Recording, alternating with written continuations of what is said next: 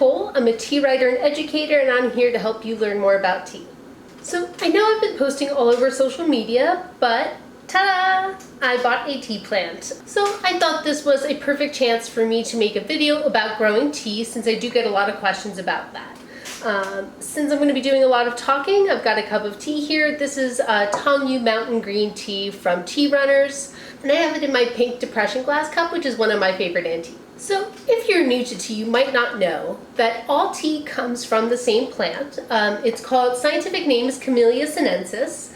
Now, every time I make one of these videos, some dude in the comments gets really mansplainy and says that there's lots of other varieties, which is true. There's things like Camellia Italiensis, Iridensis, but the truth is that those are extremely small portion of the amount of tea made in the world. So while they might be fun to kind of research or find teas made from them to taste, they're not really all that important in the grand scheme of the world of tea. So I just wanted to mention that before somebody in the comments does for me, but let's move on. Camellia Sinensis is an evergreen plant, and it's related to other camellias like you might have growing in your garden. Those ornamental varieties usually don't make very good tea, with some exceptions, but it is a relative of those plants. Tea generally prefers a milder climate. So if you're in the United States, that's going to be about zones 7 through 10. There are definitely exceptions to that though, especially with global warming, as our climate changes. There are people growing tea in places like Scotland, Canada. There's tea, and tea has been grown in places that are fairly chilly, like Georgia, the country, not the state, for quite some time. It's just really a matter of, choosing the right variety for your climate. So I would recommend, if you want to grow tea, to look into that. If you are in a colder place, you may want to look into Georgian varieties because they generally are very cold hardy. Tea likes a acidic soil, as a lot of other camellias do as well. An interesting kind of parallel that a lot of tea producers have told me is that tea and blueberries actually prefer the same type of soil. So if you can grow blueberries, you can probably grow tea. And generally most nurseries that I see selling tea plants list them as being good for full light to filtered light. So they are pretty versatile, but they do get easily burned if there's too much sun. So you do have to kind of put some thought into where you're growing them. And tea plants can be grown from seedlings or cuttings. This plant is about a year old. I purchased it from CameliaShop.com. There's a few other places in the US that do sell tea, so I'm going to link those in the description in case you wanted to get your own plants or seeds. Now, tea is not meant to be a houseplant, so I will probably have to put this guy outside at some point. I'm hoping for it to get just a little bit bigger so I can put it in a larger pot, because I did have some trouble before. I thought it might be fun to show you some background on my previous experiences with growing tea. So I'll kind of scoot over and maybe I can put the pictures in front of the plant here. Years ago, I had purchased seeds through a group buy through the US Tea Growers Association. And they were seeds from Georgia, so I figured they would do well here in New Jersey.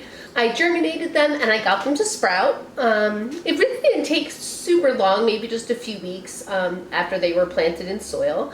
And so I'll show some pictures here of a germinated seed, as well as kind of like little tiny sprouts that I had. I wound up with about 10 plants, and I did keep them inside for quite some time, but eventually I was kind of able to tell that the plants weren't doing as well as they had been, so I figured that that was a good time to move them outside. Now, they were not as big as this plant, but they were maybe about this tall, so they did, sprout up quite a bit.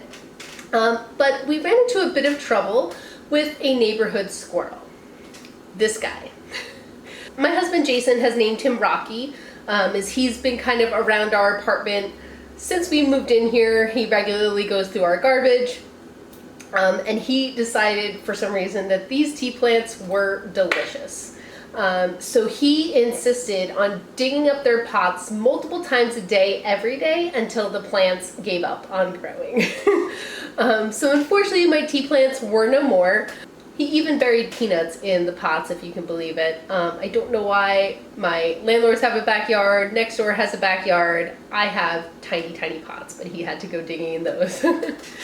But so that would be why I'm a little bit nervous about putting this plant outside, but hopefully if it's bigger, he won't find it as interesting.